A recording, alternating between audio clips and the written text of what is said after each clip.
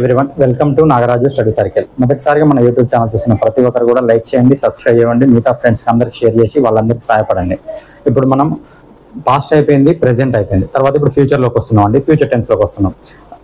Present 4, fast 4, 8 tenses complete అయ్యి simple present future కాడికి వచ్చాం. సింపుల్ ఫ్యూచర్లో మన యొక్క స్ట్రక్చర్ ఫ్యూచర్ అంటేనే మనకు విల్ కానీ షెల్ కానీ ఉంటే అది ఫ్యూచర్ అని చెప్తాం.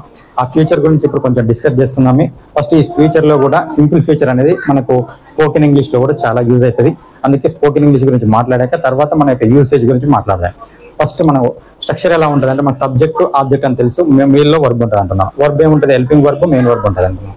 సబ్జెక్ట్ ఉన్నాక హెల్పింగ్ వర్బ్ ఏమవుతుంది అంటే విల్ షెల్ వచ్చిందంటే అది ఫ్యూచర్ అని చెప్పాను. దాని తర్వాత V1 వస్తుంది చెప్పాను సింపుల్ ఫ్యూచర్కి. అయితే V1 వస్తుంది, తర్వాత ఆబ్జెక్ట్ వస్తుంది. అంటే ఈ స్ట్రక్చర్ని ఒక్కసారి అబ్జర్వ్ చేయండి. ఫ్యూచర్ సింపుల్ అంటున్నాను. ఫ్యూచర్ సింపుల్ అంటే మనకు సబ్జెక్ట్ వస్తుంది, తర్వాత విల్ షెల్ ఎక్కడ అవుపడ్డా కానీ మనం ఫ్యూచర్ టెన్స్. దాన్ని ఫ్యూచర్ ఒక సెంటెన్స్లో విల్ కానీ షెల్ కానీ కంటిన్యూ అవుపడ్డది అంటే అది ఫ్యూచర్ గురించి చెప్తుందని చెప్పడం. షెల్ V1 ఆబ్జెక్ట్ అంటే సబ్జెక్ట్ విల్ కానీ షెల్ కానీ ఉన్న V1 ఆబ్జెక్ట్ ఉన్నా అంటే విల్ వచ్చింది, షెల్ వచ్చింది. విల్ ఎక్కడ యూజ్ చేస్తాం సార్, షెల్ ఎక్కడ యూజ్ చేస్తామని తెలిస్తే వి అంటే ఫస్ట్ పర్సన్ సింగులర్ కానీ ఫ్లూరల్ కానీ షెల్ యూజ్ చేస్తాము. ఫస్ట్ పర్సన్ యొక్క సింగులర్ అండ్ ఫ్లూరల్ ఏదైనా కానివ్వండి, ఫస్ట్ పర్సన్కి షెల్ యూజ్ చేస్తాం. మిగతా అన్ని సెకండ్ పర్సన్ అండ్ థర్డ్ పర్సన్స్కి మనం ఏం యూజ్ చేస్తాం? విల్ యూజ్ చేస్తామని. ఇది క్లియర్ ఉండాలి. ఇంకోటి ఇది ఎగ్జామ్ పర్పస్నే క్లియర్. బట్ ఇప్పుడు మోడర్న్ ఇంగ్లీష్లో మాత్రం మొత్తం అన్నిటికి కూడా విల్లే వాడతారు. వాడినంత మాత్రం తప్పే లేదు. ఒకవేళ స్పోకెన్ వాళ్ళు కావాలనుకుంటే అన్నిటికి కూడా విల్లే వాడుకోండి, నో ప్రాబ్లం. ఎగ్జామ్ ప్యాటర్న్లో చూసేటప్పటికి, కాంపిటేటివ్ ఎగ్జామ్ ప్యాటర్న్లో చూసేటప్పటికి ఇక్కడ షెల్ మాత్రం ఐ కానీ వీ కానీ ఫస్ట్ పర్సన్ సెకండ్ పర్సన్ ఉంటే ఖచ్చితంగా షెల్ వచ్చేటట్టే చూడండి. ఆప్షన్లో షెల్ లేకపోతేనే విల్లోకి మీరు వెళ్ళాలి. Okay, clear. నెక్స్ట్ ఇప్పుడు నేను ఒక స్పోకెన్ ఇంగ్లీష్లో మనం ఎప్పుడైనా ఏం చేస్తున్నామంటే, స్పోకెన్ ఇంగ్లీష్ ఏ టెన్స్కి యూజ్ అవుతుందో ఆ టెన్స్లో పాజిటివ్ సెంటెన్స్ రాస్తున్నాము, నెగిటివ్ సెంటెన్స్ రాస్తున్నాము, పాజిటివ్ క్వశ్చన్ రాస్తున్నాము, నెగిటివ్ క్వశ్చన్ రాస్తున్నాం. అంటే ఈ 4 సెంటెన్స్ మనం నేర్చుకుంటే స్పోకెన్లో యూజ్ అవుతుంది. అంటే క్వశ్చన్ ఎలా అడగాలి, పాజిటివ్ క్వశ్చన్ అడగాలి, నెగిటివ్ క్వశ్చన్ ఎలా అడగాలి, లేదా వాళ్ళకి ఆన్సర్ ఎలా చెప్పాలి, అంటే పాజిటివ్ స్టేట్మెంట్ వెళ్ళాలి, నెగిటివ్ స్టేట్మెంట్ వెళ్ళాలి. ఇవి క్లారిటీ తెలుసుకోవాలి. ఇది తెలుసుకోవాలంటే మనం ఎప్పుడు ప్రతిసారి చెప్పేదే ఇప్పుడు చెప్తున్నాను. సబ్జెక్టు హెల్పింగ్ వర్బ్ ఆబ్జెక్ట్ ఉంది అనుకోండి, సబ్జెక్టు హెల్పింగ్ వర్బ్ ఆబ్జెక్ట్ ఉంటుంది, లేదా subject helping verb main verb object ఉంటుంది. ఎప్పుడైనా సబ్జెక్ట్ హెల్పింగ్ వర్బ్ మాత్రం ఇంటర్చేంజ్ అవుతాయి. అంటే హెల్పింగ్ వర్బ్ ముందు వచ్చి సబ్జెక్ట్ పక్కన ఉన్నది అనుకోండి, అప్పుడు దాన్ని ఏమంటాం? క్వశ్చన్ అవుతుంది అంటున్నాం. ఆ క్వశ్చన్ అయ్యేది ఎలానో ఒక్కసారి చూడండి. I shall buy a car అంటున్నాను. ఐ వచ్చింది కాబట్టి ఖచ్చితంగా ఏం వాడాలన్నాను? షెల్ వాడాలన్నాను. I shall buy a car next year. నేను నెక్స్ట్ ఇయర్ ఒక కార్ కొందాం అనుకుంటున్నాను అన్నా. అంటే ఇంకా కొనలేదు, అది ఫ్యూచర్ ఎలా చెప్తున్నాను? షెల్ వచ్చింది కాబట్టి ఫ్యూచర్ సెంటెన్స్. ఆల్రెడీ ఇంకా నీకు ఒక ఇంటెక్షన్ కూడా ఉంది, నెక్స్ట్ ఇయర్ గురించి చెప్పాడు. అంటే నెక్స్ట్ ఇయర్ అంటే కూడా ఫ్యూచర్ అని తెలుసు. అంటే ఈ ఫ్యూచర్ గురించి చెప్పేటప్పుడు I shall buy a car అన్నాను అంటే నేను నెక్స్ట్ ఇయర్ కార్ కొంటాను అంటున్నాను. ఒకవేళ నేను కారు కొనను అంటే ఏం చెప్పాలి? షెల్ నాట్ అనొచ్చు. షెల్ నాట్ని మనం ఏమంటామంటే చూడండి, ఈ కాంట్రాక్షన్స్ అంటారు. షెల్ నాట్ అంటే షాంట్ అంటారు. అంటే ఐ షాంట్ అని కూడా అనొచ్చు, ఐ షెల్ నాట్ కూడా అనొచ్చు అండి, తప్పేం లేదు. బట్ ఇలా ఆడితే కొంచెం ఫ్యాషన్గా ఉంటుంది, మంచి నీట్గా ఉంటుంది, స్పీడ్గా వస్తుంది. Okay, I shan't by a car next year. నేను నెక్స్ట్ ఇయర్ కారు కొనను. I shall not by a car అన్నా నో ప్రాబ్లం. బట్ ఇలా అంటే కొంచెం స్పీడ్ వస్తుంది, ఈజీగా ఉంటుంది, మంచిగా ఉంటుంది.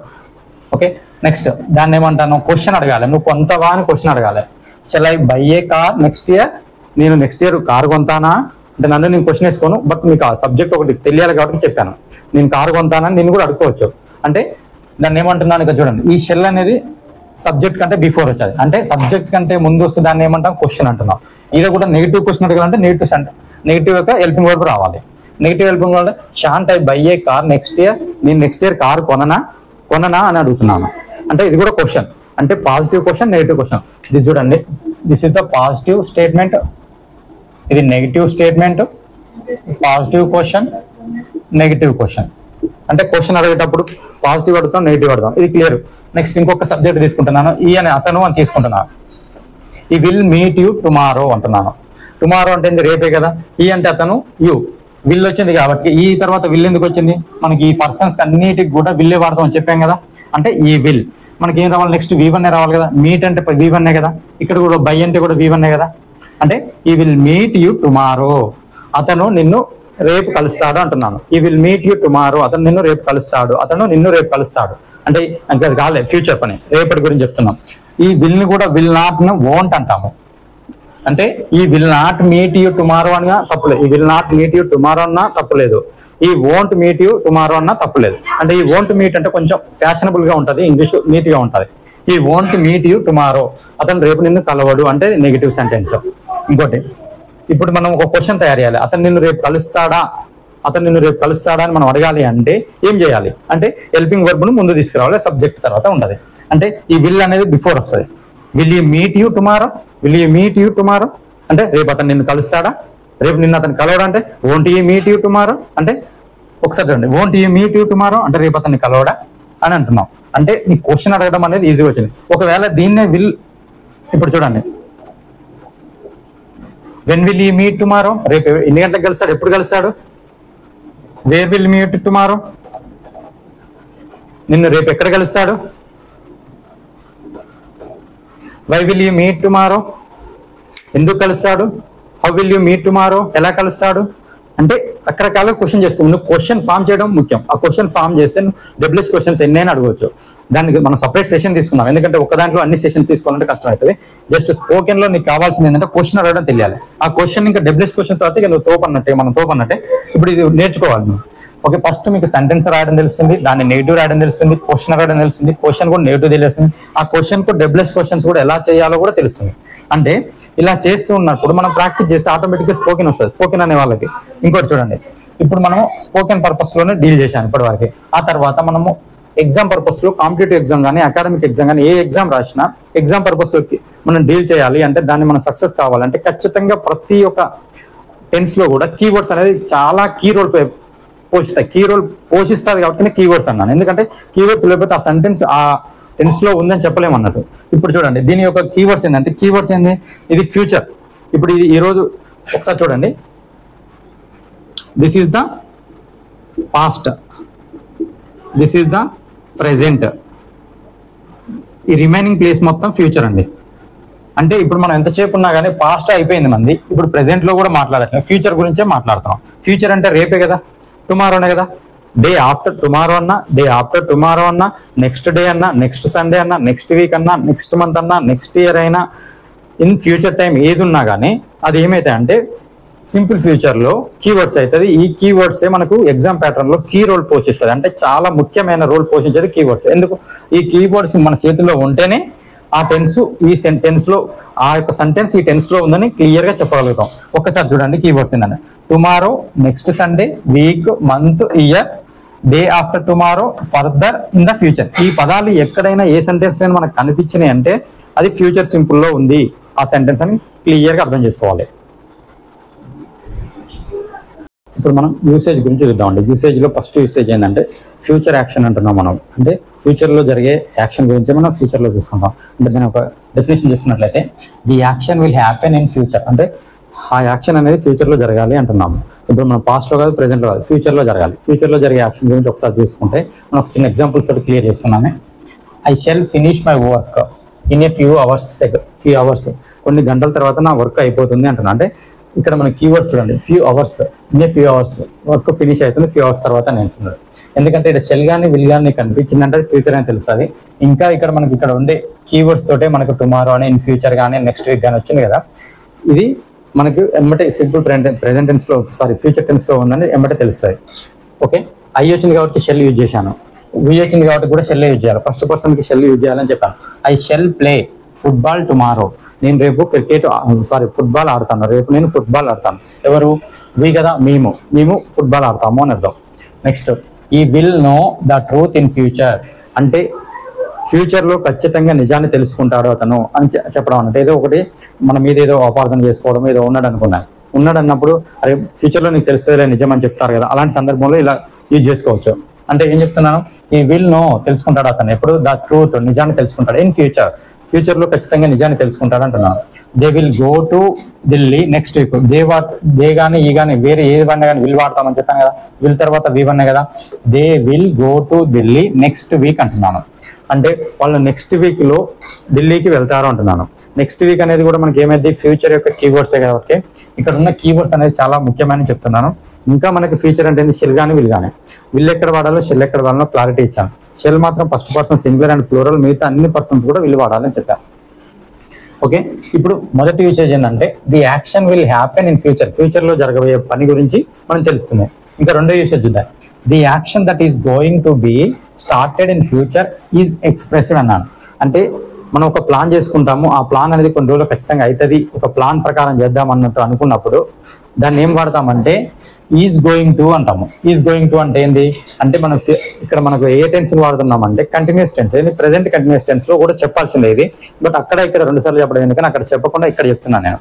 ఎందుకంటే ఒకసారి చూడండి, దీని యొక్క ఫార్ములా ఏంటి, I am going to, is going to అనేది అక్కడే ఐకి ఏం వాడతాము, యామ్ ఈజ్ ఆల్ అనేది హెల్పింగ్ వర్డ్స్ తీసుకుంటాము, V4 తీసుకుంటాం ప్రెసెంట్ కంటిన్యూస్ లో. ఒకసారి ఆ వీడియో చూడండి.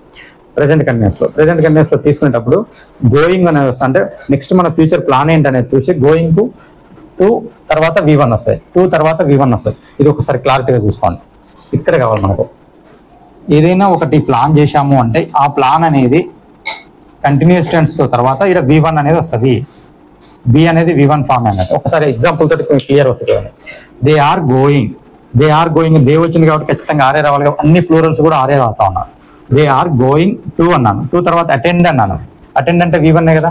They are going to attend the meeting అంటే వాళ్ళకు ఒక మీటింగ్ ఉంది, ఆ మీటింగ్ వెళ్ళడం కోసం ఆయన ప్లాన్ వేసుకొని ఉంటాడు. అంటే ఒక మీటింగ్ అంటే అది ఇంపార్టెంట్ విషయం కదా. అంటే ఆ మీటింగ్ వెళ్ళడానికి ఒక ప్లాన్ వేసుకొని ఉంటాడు.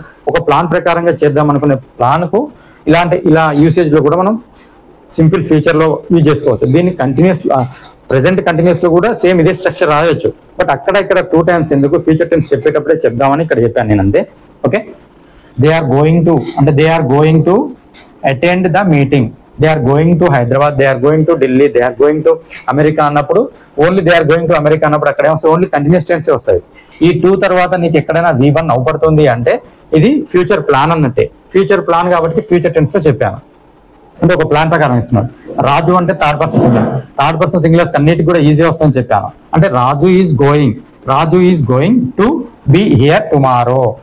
ఇయర్ బి అంటే ఇక్కడ ఉండడు, అంటే ఇయర్ అంటే ఇక్కడ బి అంటే ఉంటాడు. అంటే రాజు అనేవాడు ఇక్కడ ఉంటాడు. ఎప్పుడు ఉంటాడు? రేపు రాజు ఇక్కడ ఉంటాడు. అక్కడ ఆ రోజు ఇంపార్టెంట్ షెడ్యూల్ ఉంది కాబట్టి ఇక్కడ ఉంటాడని ఒక ప్లాన్ ఉంటుంది. ఆ ప్లాన్ ప్రకారంగా ఇక్కడ ఉంటాడని చెప్పే సందర్భంలో నువ్వు ఎవరైనా కావచ్చు, మీ ఫ్రెండే కావచ్చు, మీ మదరే కావచ్చు, ఫాదరే కావచ్చు, లేదంటే అంకులే కావచ్చు, ఆంటీనే కావచ్చు, లేదా మీ ఫ్రెండ్ ఎవరైనా కావచ్చు, ఏదైనా ఒక ఇంపార్టెంట్ పని రేపు అక్కడ ఉంది అనుకో, రేపు అక్కడ తను ఉంటాడు అని చెప్పడం కోసమే ఇలాంటి సెంటెన్స్ ఫ్రేమ్ చేసుకోవచ్చు. Next, I am going to heat lunch at 12:30 this afternoon అన్నాను. ఇంకా దిస్ ఆఫ్టర్నూన్ అయిపోలేదు, ఇప్పుడు ఏదో 10కో 12కో నేను వర్క్ చేస్తున్నాను అనుకోండి, నేను ఎప్పుడు పోతాను లంచ్కి అని చెప్తే అలాంటి సందర్భంలో ఇదే యూజ్ చేసుకోవచ్చు. ఐఆమ్ గోయింగ్ టు ఈట్, నేను తినడానికి వెళ్తాను. ఎప్పుడు? లంచ్ ఎట్ 12:30 దిస్ ఆఫ్టర్నూన్ అంటున్నాను. ఈ ఆఫ్టర్నూన్ నేను 12:30కి భోజనానికి వెళ్తాను అని అంటున్నాను. అంటే అదొక ప్లానే కదా. 12:30కి మనకు ఒక షెడ్యూల్ ఉంది, ఆ షెడ్యూల్ ప్రకారంగా మనం తింటామా అని అంటున్నాం. అంటే ఎప్పుడైనా చూడండి, ది యాక్షన్ దట్ ఒక action is going to B అన్నాడు. ఈజ్ గోయింగ్ టు బి అంటే ఈజ్ గోయింగ్ కానీ, యామ్ గోయింగ్ కానీ, ఆర్ గోయింగ్ కానీ 2 వచ్చి V1 వస్తుంది. ఇలా వచ్చేది కూడా మనకి ఫ్యూచర్ లో ఒక ప్లాన్ ప్రకారం జరిగే యాక్షనే కాబట్టి ఇది ఫ్యూచర్ టెన్స్ లో చెప్పాను. ఓకేనా? చూడండి, 2 తర్వాత V1, 2 తర్వాత V1, 2 తర్వాత V1 ఉంది. అంటే గోయింగ్ టు అని వచ్చింది కదా. ఇక్కడ ఆర్ ఈజ్ యామ్లు ఎందుకు చేంజ్ అయినాయి అంటే మన కంటిన్యూస్ టెన్స్ పర్ఫెక్ట్ ఒకసారి చూడండి. కంటిన్యూస్ టెన్స్ పర్ఫెక్ట్ గా అయితే ఈజీ క్లారిటీ వస్తుంది, మీకు ఏ డౌట్ ఉండదు. ఓకే, నెక్స్ట్ థర్డ్ యూసేజ్ ఏంటంటే, ఈ యూసేజ్ చాలా మంది చెప్పరు, నేను చెప్పేస్తున్నాను చూడండి. విల్ ఈజ్ యూజ్డ్, విల్ అనేది విల్ మాత్రమే యూజ్ చేస్తాము అంటున్నాడు. విల్ ఎట్లా యూజ్ చేస్తాం అనేది చూడండి. ఒక డిసిజన్ అప్పటికప్పుడే తీసుకునే డిసిజన్ కోసం యూజ్ చేస్తాం. Will is used to express A decision made on the spot while speaking. ఎప్పుడైతే ఆన్ ద స్పాట్ అంటే మనం ఎవరైనా వచ్చి మనల్ని ఒకటి అడుగుతారు, ఆన్ ద స్పాట్ లో అప్పుడే అంటే మనం మాట్లాడుకునే టైంలో ఒక డిసిజన్ తీసుకుంటే దాన్ని విల్ తోటి యూజ్ చేస్తాము అంటున్నాడు. ఇట్ ఆల్సో షో విల్నెస్ అంటే నా యొక్క విల్నెస్. ఇప్పుడు సపోజ్ నేను ఏమంటున్నా అంటే, నేను ఇక్కడ ఉన్నాను, మా ఫ్రెండ్ వచ్చినారే, మనం ఫ్రెండ్ని కలుద్దాం పారా అంటున్నాం. కలుద్దామంటే ఎమ్మటే అప్పుడే నేను విల్లింగ్ ఉన్నాను అనుకోండి, కలుద్దాం పా నేను వెళ్తాను. లేదు, ఒక మూవీకి వెళ్తున్నాడు ఫ్రెండ్, వచ్చి నా కాడికి వచ్చాడు, అరే మూవీకి వెళ్తున్నాను నేను ఈరోజు, నువ్వు వస్తావా అన్నాడు. అప్పటికప్పుడే మనం మాట్లాడుకునే టైంలో నేను డిసిజన్ తీసుకొని అవును వస్తా పదా అంటే మూవీకి ఇంకెళ్ళలే అంటే ఫ్యూచరే కదా. అలాంటి విల్నెస్ కూడా మనం ఇక్కడ ఈ టెన్స్ లో వాడొచ్చు. అంటే ఒక చిన్న ఎగ్జాంపుల్ చూడండి కదా, నేను ఎగ్జిబిషన్ తీసుకున్నాను. I will come along with you అంటే నేను వస్తాను నీతోటి. టు ద ఎగ్జిబిషన్ అంటే ఒక ఫ్రెండ్ వచ్చి నేను ఎగ్జిబిషన్ పోతున్నాను, నువ్వు వస్తావా అని అడిగినట్టు. అంటే మన ఇద్దరం మాట్లాడుకునే సమయంలోనే అప్పటికప్పుడే decision, on the spot decision అన్నట్టు. అంటే వైల్ స్పీకింగ్ ఎప్పుడైతే మాట్లాడుతున్నాం అప్పుడే మేక్ ఆన్ ద స్పాట్ లో మనం డిసిజన్ తీసుకుంటాం. ఆ డిసిజన్ ని మనం ఏమంటామో ఈ టెన్స్ లోనే చూపెడతాం. అంటే విల్ తోటి చూపెడతాం. I will come along with you to the exhibition. ఇవి వాడినప్పుడు మనం ఏమన్నాను, షెల్ వాడాలి అన్నాను. కానీ ఇక్కడ విల్ ఎందుకు వాడాను, నా యొక్క విల్నెస్ చెప్తున్నాను కాబట్టి విల్ వాడుతున్నాను ఇక్కడ. ఇది క్లారిటీ చూసుకోండి. అంటే మన ఎగ్జామ్ పర్పస్ లో ఏదైనా విల్నెస్ గురించి వచ్చింది అంటే కాంపిటేటివ్ ఎగ్జామ్ లో అప్పుడు ఏం వాడుతుంది, విల్ కూడా వాడుకోవచ్చు. ఓకే, ఇప్పుడు చూడండి, it is very cold in here. ఇప్పుడు ఒక రూమ్ లో ఉన్నాము, wait I will close the window అంటున్నాను. బాగా ఒక రూమ్ లో ఉన్నాము, చల్లగా ఉంటే it is very cold here అని అన్నాను. అయితే ఏం చేయాలి, అప్పుడు ఏమంటే wait I will close the window. అప్పటికప్పటికే డిసిజన్ తీసుకున్నాను కదా, అరే బాగా చల్లగా ఉంది ఏమంటే క్లోజ్ చేద్దాం విండో అని డిసిజన్ తీసుకున్నాను. అంటే ఆ డిసిజన్ అనేది అప్పుడు తీసుకున్న డిసిజన్ కదా, అంటే అది విల్నెస్సే కదా. అంటే ఇదేంది కోల్డ్ గా ఉంది కాబట్టి మనం క్లోజ్ చేద్దాము విండో అని అనుకున్నాను. అంటే అప్పటికప్పుడు డిసిజన్ తీసుకుంటాం అప్పుడు మనం అన్నిటికీ విల్లే వాడతాము, అన్ని పర్సన్స్ కూడా విల్లే వాడతాం అనేది క్లియర్ చూసుకోండి. Will is used to express A decision made on the spot while speaking. ఎప్పుడైతే మాట్లాడుకుంటామో అప్పటికప్పుడే మనం తీసుకున్న డిసిజన్. ఇట్ ఆల్సో షో విల్నెస్, అంటే మన యొక్క విల్నెస్ అనేది చూపెడుతుంది అంటున్నాను. Okay, clear. ఈ వీడియో ఇప్పటివరకు చూసిన వాళ్ళు ప్రతి ఒక్కరు కూడా ఒక లైక్ చేయండి, ఖచ్చితంగా ఫ్రెండ్స్కి షేర్ చేయండి, అందరికి ఉపయోగపడి చేయండి. Thank you and of. జై హింద్.